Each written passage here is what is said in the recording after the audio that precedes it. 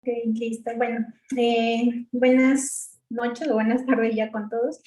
Eh, este sería, bueno, esta es la presentación de como parte del Neuroclub que se viene realizando mensualmente, organizando, digamos, cada viernes, cada fin de mes.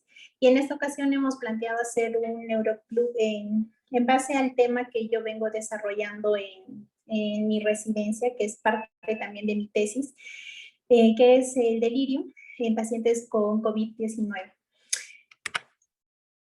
Este es un artículo del cual lo he planteado. Hay varios que ya se han publicado, pero bueno, fueron estudios con pacientes con una N mucho menor de 100, y este es el estudio multicéntrico que abarcó más pacientes, más de 2.000 pacientes, y que en realidad englobó varios factores o factores que no se tuvieron en cuenta también en los estudios previos, que fueron reportes o series de casos.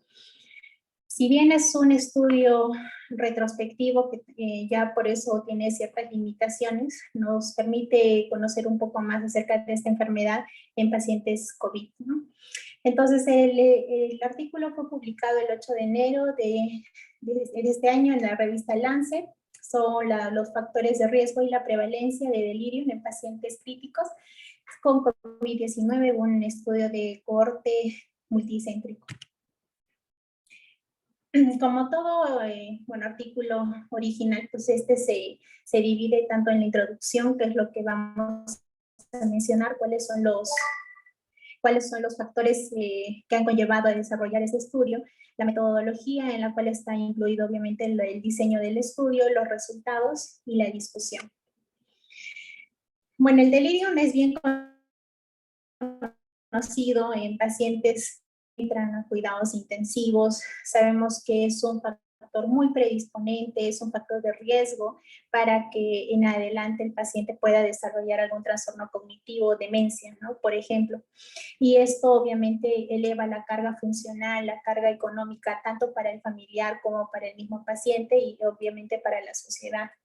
Entonces, estos dos patologías, tanto el coma como el estado de delirio, son indicadores de un trastorno funcional cerebral de forma aguda.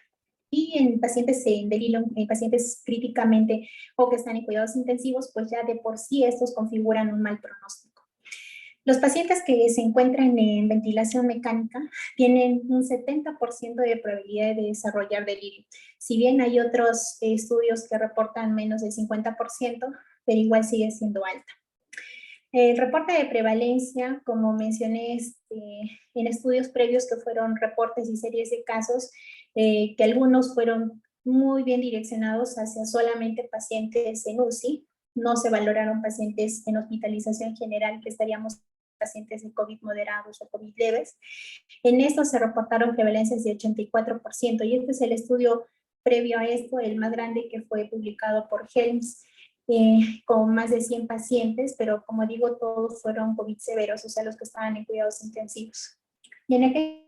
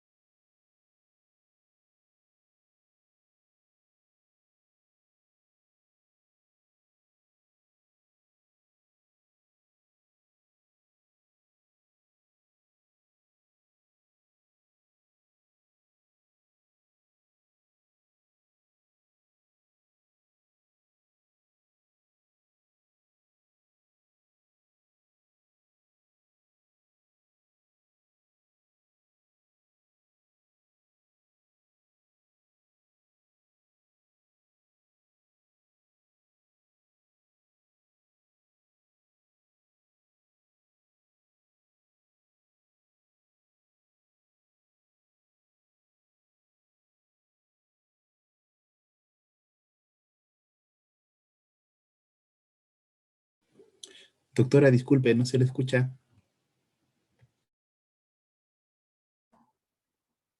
Ahora sí. Ahora sí, ahora sí. ¿Me escucharon desde, o bueno, No, desde la anterior diapositiva no se le escuchó. ahí está? Una más. Se quedó en pacientes con 70% de delirio. Ah, vaya. Bueno, entonces los reportes de prevalencia en la mayoría de estudios, como mencioné, es el primero que salió publicado con la mayor cantidad de pacientes antes de este fue publicado por Helms, y este reportaba un 84% de prevalencia en pacientes COVID severos. Y lo entendíamos así porque eso eran pacientes exclusivamente de cuidados intensivos. Y otros estudios reportaban una prevalencia mucho menor en pacientes en hospitalización general, hablamos de COVID leve y moderado, en un 11 a 12%. Los factores predisponentes que se han visto asociados, no solamente con COVID, ¿no? Sino también con, ya en estudios de otras enfermedades de delirio asociadas a otro tipo de patologías, incluía obviamente la severidad de la enfermedad, la falla multiorgánica por la disfunción de múltiples órganos, el nivel de sedación, la ventilación mecánica prolongada y el aislamiento social. Entendíamos de que los pacientes con COVID, pues la restricción era en ocasiones el 100%, no se permitía visitas de familiares. Y el objetivo principal del estudio fue evaluar la prevalencia del delirio y del coma. Y como outcome secundario era evaluar los factores de riesgo con las prácticas de sedación, limitaciones y las limitaciones de los recursos que tenían en UCI. Y todo esto para desarrollar estrategias para mitigar el delirio y las secuelas asociadas, sobre todo los trastornos cognitivos. Este estudio, entonces, como mencioné al inicio, es un estudio observacional, es multicéntrico, internacional, porque abarcó más de 64 países, pero es un estudio retrospectivo y de tipo transversal, y la cohorte que utilizaron fueron más de 2.000 pacientes. Pero ya por el diseño del estudio tiene muchas limitaciones, ¿no? Bueno, básicamente porque también el objetivo era evaluar la prevalencia. El diseño del estudio, pues todos se realizaron a través de instituciones que fueron miembros de tres, se utilizaron tres servicios de cuidados intensivos. De aquellas instituciones miembros del proyecto Humanizando los Cuidados Intensivos, que es el proyecto UCI, de las UCIs de la Sociedad de Cuidados Neurointensivos de la Sociedad Europea de Medicina de Cuidados Intensivos, y aquellas instituciones que habían colaborado previamente para la conformación de la dirección del comité de este estudio. En total se seleccionaron 69 UCIs de 14 países, y la coordinación estuvo a cargo tanto de Estados Unidos y Europa. La cantidad de UCIs de los países integrantes, vemos que el 55% pues fueron europeos y fue España. Y la parte de Latinoamérica, bueno, que está representada aquí en Chile, fue del 2.1%, ¿no? Entonces ahí vemos también las diferencias, y hablamos obviamente de la infraestructura, de la unidad de cuidados intensivos. Obviamente el sistema de salud es muy diferente al de nosotros. Dentro de los criterios de inclusión fueron pacientes mayores de 18 años, aquellos que tuvieron la infección por SARS-CoV-2, y los criterios de exclusión fueron aquellos pacientes que tenían un pronóstico de vida muy corto, que no podrían sobrevivir más allá de las 24 horas, o que ya entraban en medidas paliativas dentro de las 24 horas. Aquellos que tenían enfermedades neurodegenerativas, que obviamente esto de por sí ya la hace predisponente al delirio, por eso se excluyó. Aquellos que pudieran tener un daño cerebral adquirido, por ejemplo, que hayan tenido algún ictus, alguna hemorragia subaracnoidea o alguna injuria o traumatismo craneoencefálicos, o aquellos daños cerebrales congénitos. También se excluyeron pacientes con trastornos psiquiátricos como esquizofrenia, psicosis, depresión mayor. Y todo esto todos los pacientes se recolectaron a través de la base de datos del REDCap 22. Y lo que se registró fue la edad, el sexo. Para ver también la severidad del COVID, se utilizó esta escala de que es el SAP2, las cuales tienen un puntaje de 0 a 163, mientras más puntaje, mayor severidad de la enfermedad, y esto se evaluó en las primeras 24 horas. Se valoran antecedentes también de tabaquismo, alcoholismo, si tenían alguna discapacidad auditiva o visual. Los días de estancia hospitalaria, y de los datos de la unidad de cuidados intensivos se tomaron en cuenta los sedantes que se utilizaron, la infusión continua de analgésicos, el nivel de sedación, la escala de coma de Glasgow, y para evaluar el delirio se utilizó dos escalas, que es el CAMBIUSU y el ICDS. Además de esto, se tomó en cuenta qué tipo de soporte respiratorio utilizó, si fue ventilación mecánica invasiva, no invasiva, si fue cánula binasal de alto o bajo flujo, si utilizó vasopresores, ionotrópicos, antipsicóticos, cuánto tiempo permaneció en la UCI. Y el resultado, se hizo un seguimiento alrededor de 21 días, que ese fue el tiempo por el cual se tenía que hacer el seguimiento. La condición final era o que se llegara a los 21 días, o el paciente falleciera, o que se diera de alta de la UCI.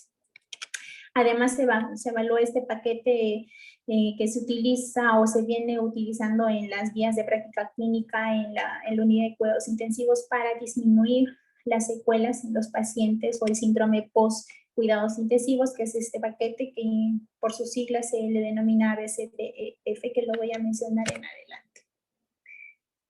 Dentro de la recolección de los datos, como mencioné, el outcome primario fue evaluar la prevalencia del delirio en pacientes enfermos críticos con COVID-19.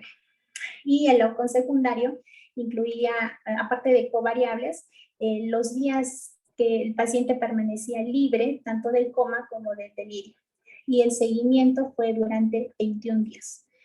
Quizás también fue una de las limitaciones, porque no se supo en adelante cómo fueron los pacientes, si hubo un delirio persistente o no, pero esto fue el límite de tiempo que se utilizó. Y las covariables son las que mencioné en un momento, que fueron la edad, el sexo, la severidad de la enfermedad con el SAP-2, la exposición a sedantes, la posición, o sea, si el paciente fue pronado o no, si utilizó opioides, si utilizó benzodiazepinas, antipsicóticos, ansiolíticos, y el rendimiento de este paquete que mencioné.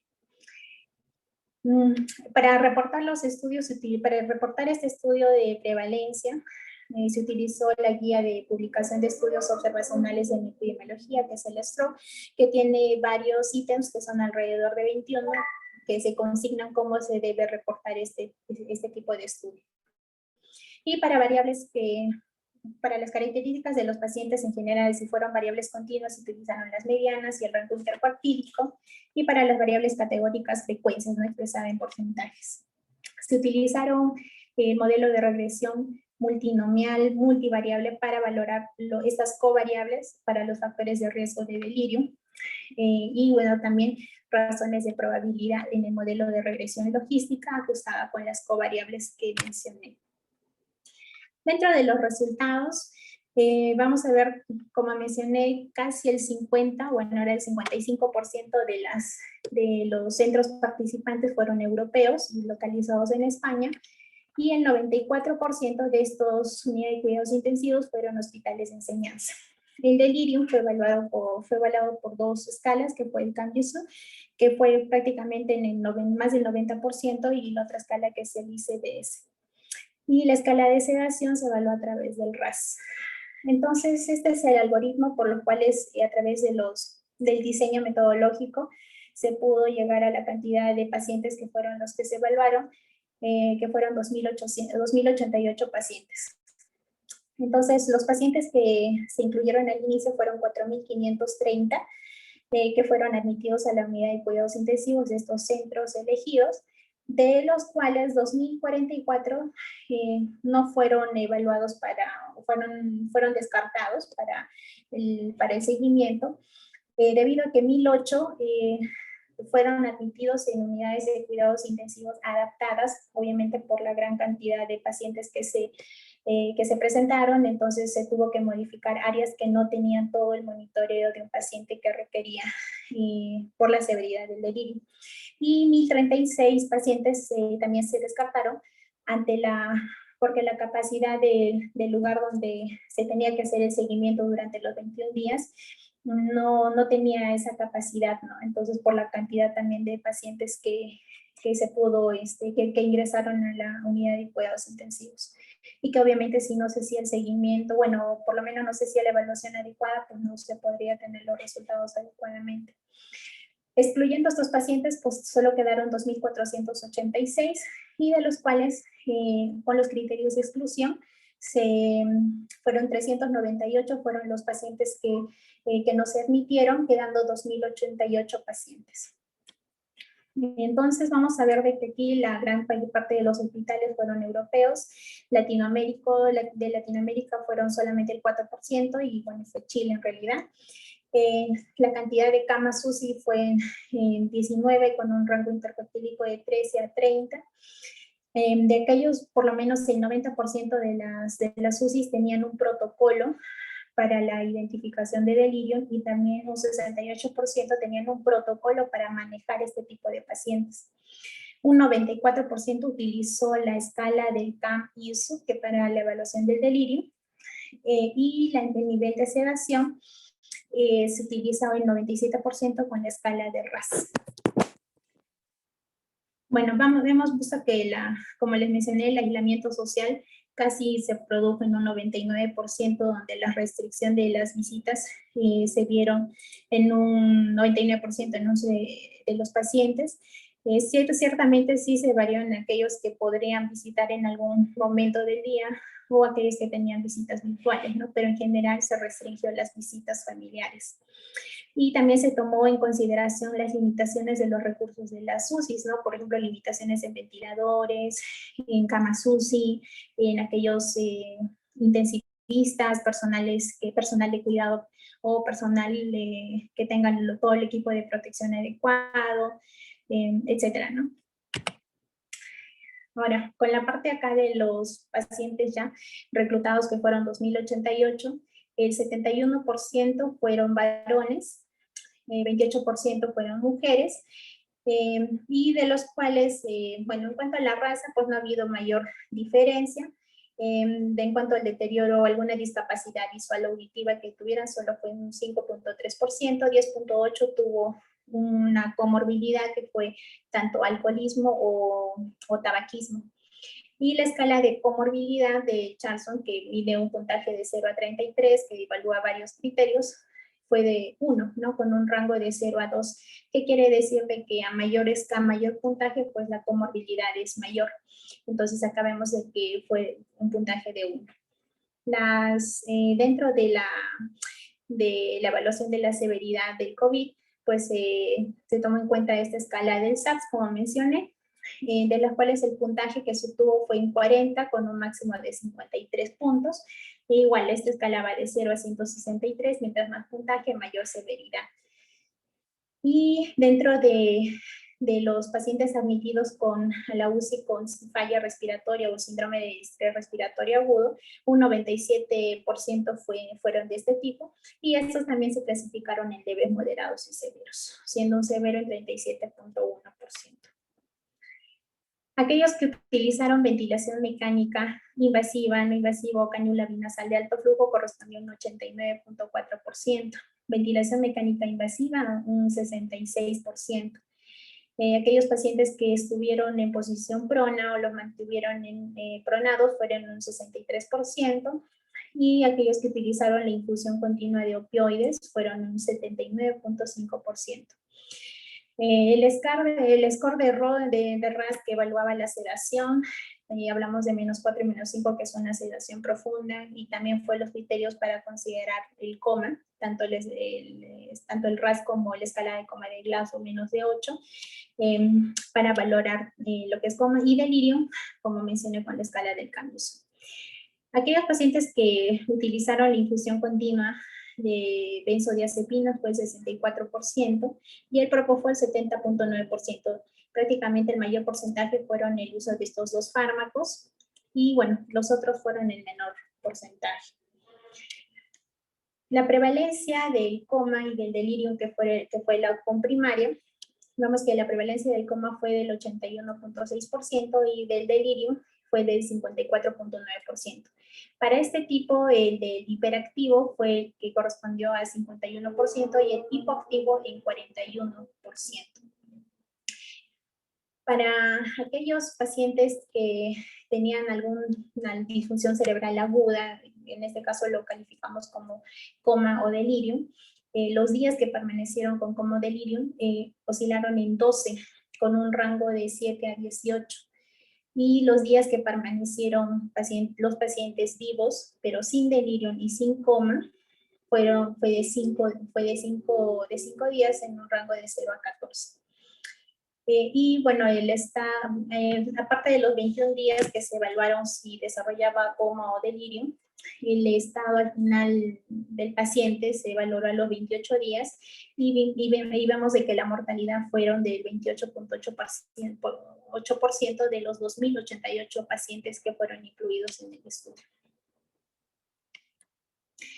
Esta es una gráfica donde muestra que la prevalencia fue de los pacientes. Esta es una escala donde va el seguimiento que se hizo durante los 21 días, tanto en cuanto a la parte respiratoria y a la condición neurológica.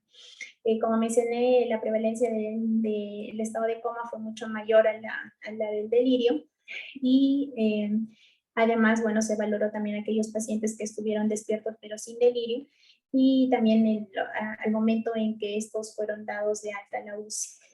Y acá también, como vimos en los porcentajes, pues la mayor cantidad de pacientes fueron aquellos que estuvieron en ventilación mecánica invasiva.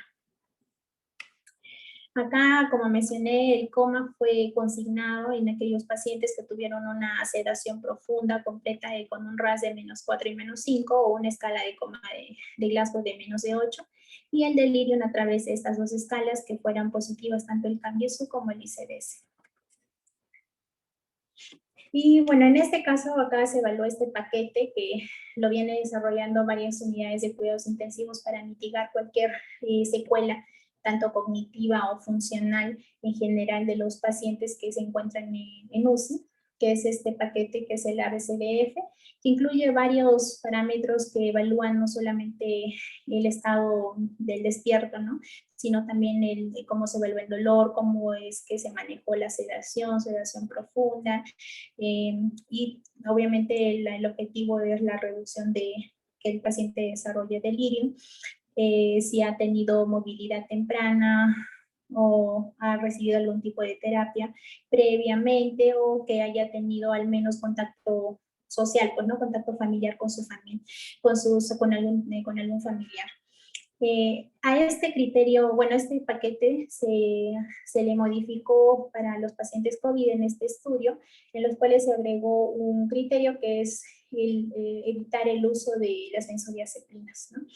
Entonces acá se valoraron tanto cada uno de estos parámetros y acá se vio de que por lo menos en un 73.4% de los días que se evaluaron, que de los días en que se evaluaron a los pacientes habían sido calificados con este componente del paquete.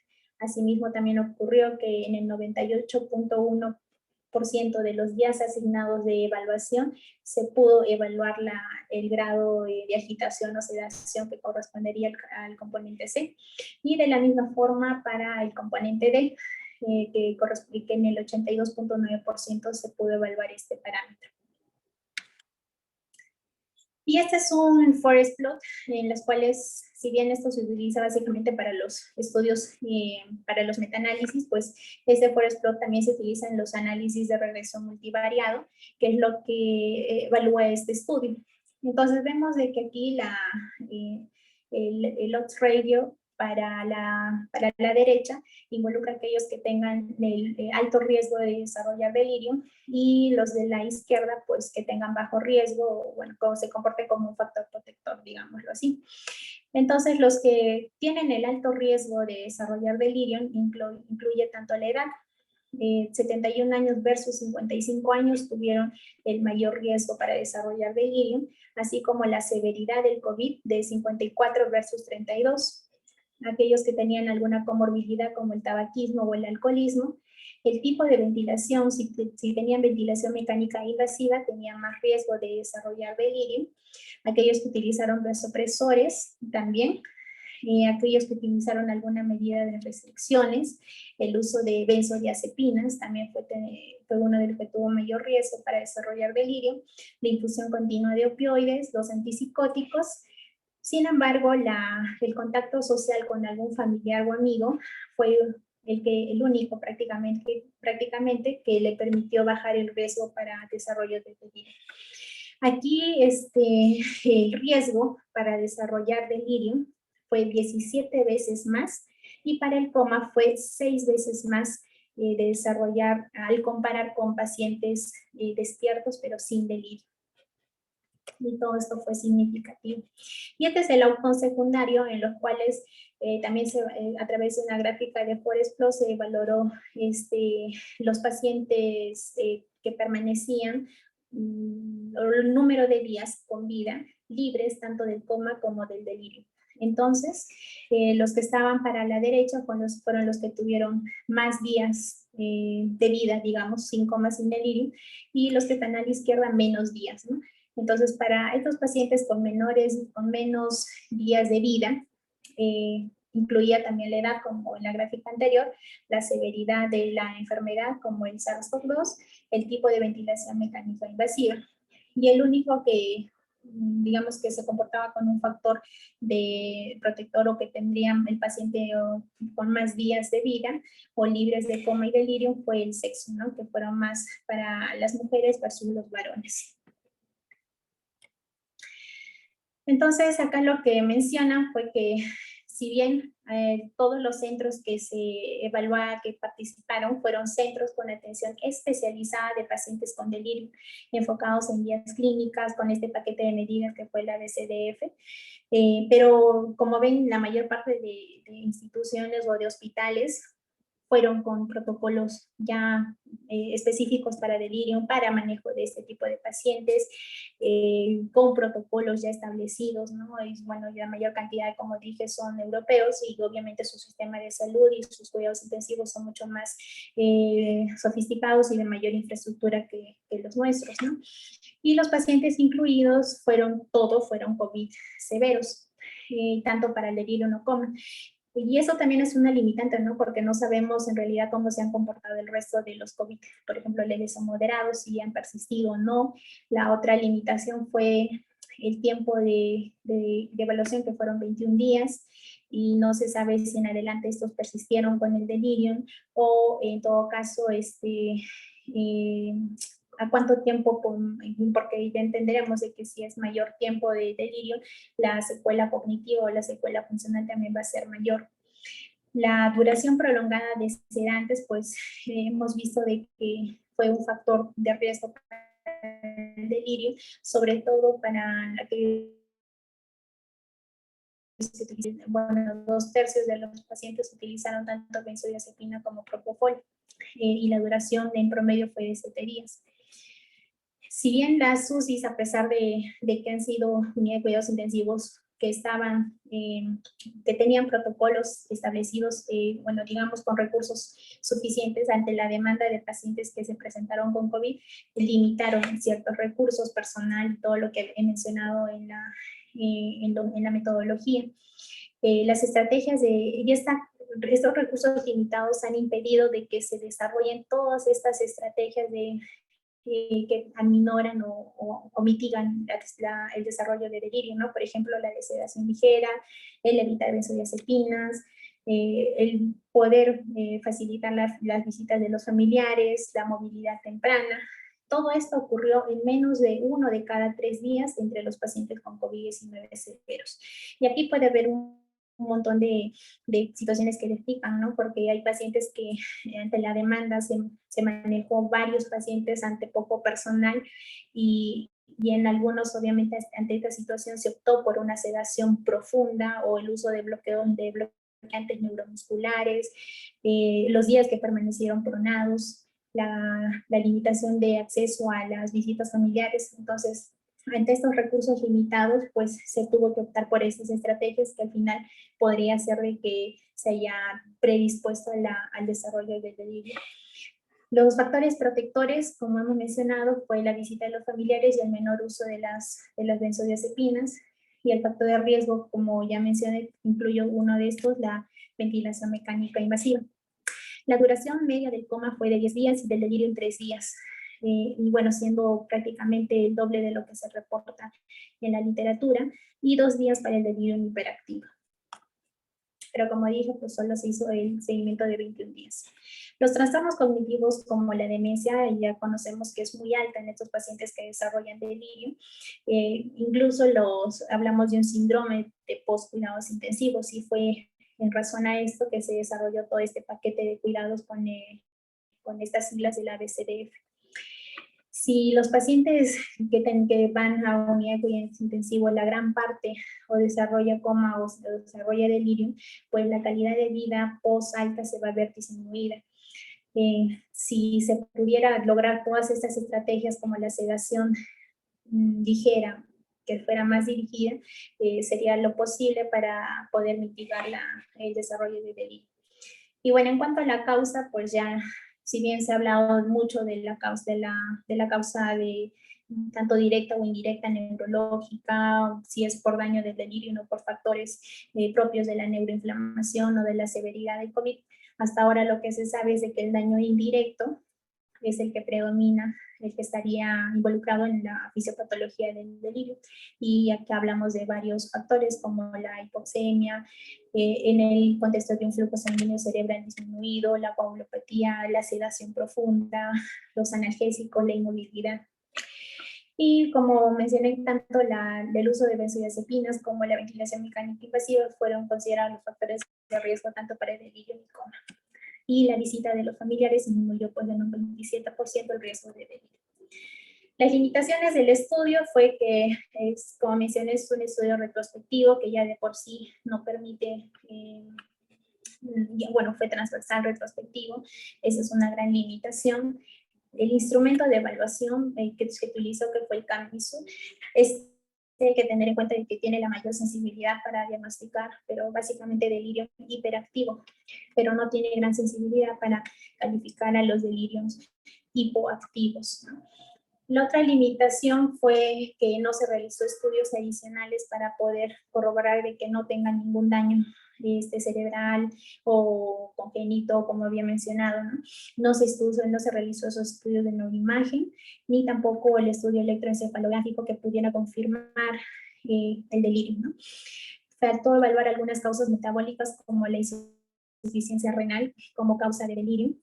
También faltó evaluar la asociación de las dosis que se utilizaron de sedantes. ¿Cuál fue la justificación o el objetivo de la sedación? Probablemente fue como mencioné al inicio, ¿no? Que era tanta la cantidad de pacientes y la limitación de los recursos que se optó por utilizar una sedación profunda o bloqueantes neuromusculares. No se realizó un seguimiento diario en este tipo de pacientes.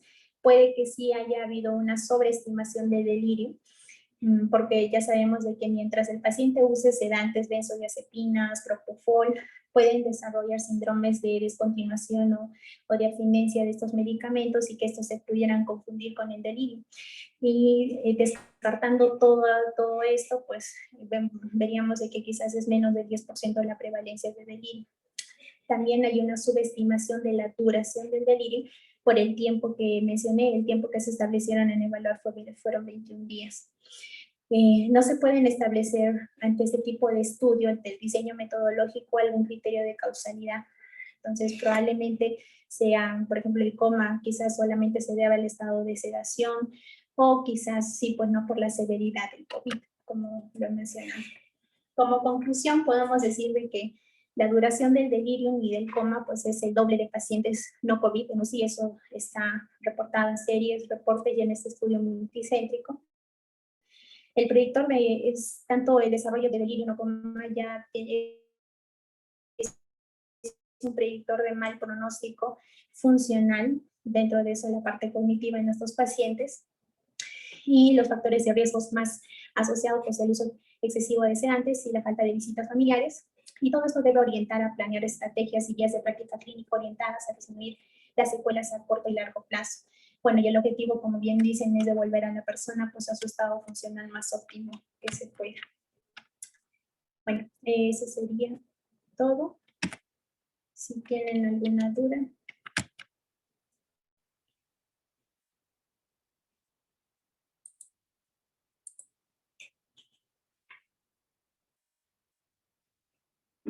¿Alguna pregunta?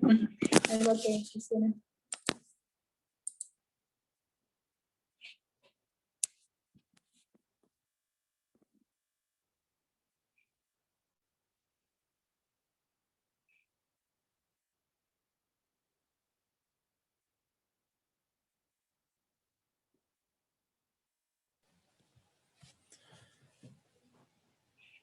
Bueno, doctora, muy agradecido por la exposición. No sé si nos puede dejar algún correo donde podemos escribir algunas dudas que tuviéramos. Ah, sí. Acá mismo la dejo, entonces.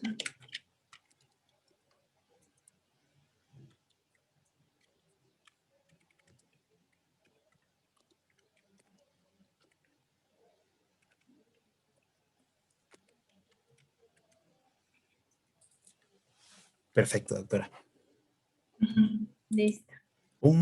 Justo Víctor nos pregunta, en las felicitaciones por su exposición, y menciona, ¿se sabrá qué antipsicóticos mayoritariamente usaron en estos pacientes? Acá no han consignado el número de antipsicóticos. Igual la prevalencia o el factor de riesgo para delirio fue mucho menor en aquellos que utilizaron antipsicóticos. Lo que más se vio asociado fueron tanto el uso de las benzodiazepinas como y el uso del propofol, que fueron los que estuvieron más asociados a estos cuadros. Los antipsicóticos que los mencionan en forma general, así como, bueno, los opioides, por ejemplo, que lo especifican a grandes rasgos, no los especifican en detalle. Pero los más asociados aquí fueron el uso de benzodiazepinas y de propofol.